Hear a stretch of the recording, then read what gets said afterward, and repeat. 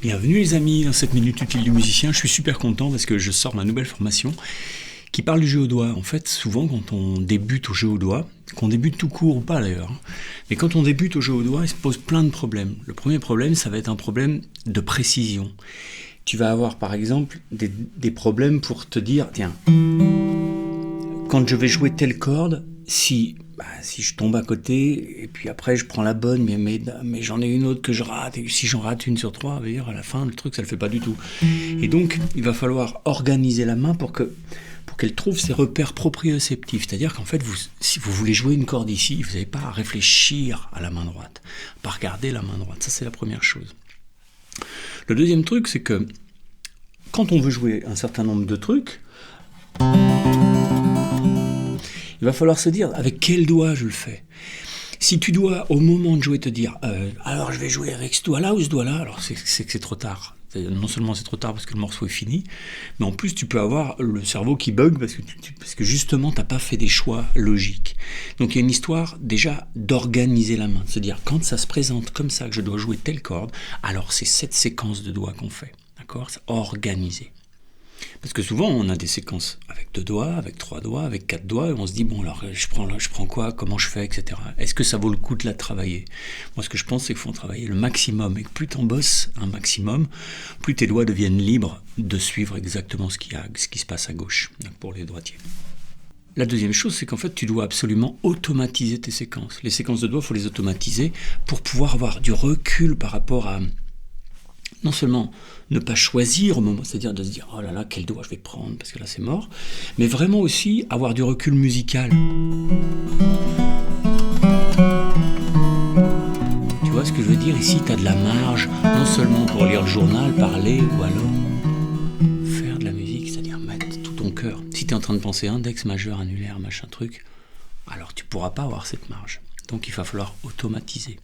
Ensuite, il va falloir diversifier. Diversifier, ça veut dire qu'au lieu de te sortir les 3 trucs que tu as appris, toujours les mêmes, parce que tu en as appris que 3, il va falloir ouvrir ce champ des possibles. Okay ? Et là, on va s'occuper de ça. C'est-à-dire que plus tu vas en connaître des différentes des séquences de doigts, mais automatisées. Donc ça veut dire que c'est du boulot. Mais ça vient très vite en fait. Et bien, ce qui va se passer, c'est que quand tu vas vouloir improviser des accompagnements,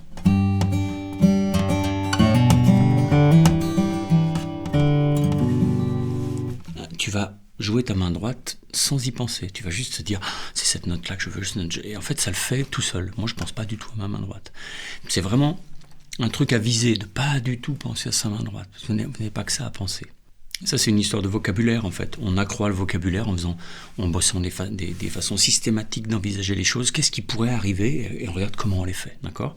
Ensuite, chaque séquence va être l'objet d'un exercice spécifique, c'est-à-dire un exercice que j'ai composé exprès pour qu'il soit facile à jouer. Parce que c'est une formation qui est accessible aux débutants. Souvent, je conseille aux débutants de jouer non pas en accord avec du strumming, parce qu'au moment de changer l'accord, c'est toujours le bazar la première année ou la deuxième année, ce qui fait que on se décourage et on se dit la guitare c'est trop dur. C'est dur la guitare, c'est toute une vie. Mais il te faut quand même assez vite. Comment dire ? J'ai des élèves qui me disent ouais, ça va pas assez vite. Je leur dis c'est toute une vie. Ça c'est vrai. Mais l'autre truc, c'est qu'il faut aussi assez rapidement avoir des éléments qui te donnent confiance pour te dire voilà, je vais quand même arriver à me faire plaisir un peu. Si on te dit c'est toute une vie puis tu y arriveras dans 40 ans, t'as envie de faire de la planche à voile plutôt. C'est dur aussi la planche à voile. Ou du poney. Bon, le poney, il y a d'autres problèmes. Des fois, tu fais du poney, t'as les pieds qui traînent par terre, tout ça, donc c'est compliqué aussi le poney.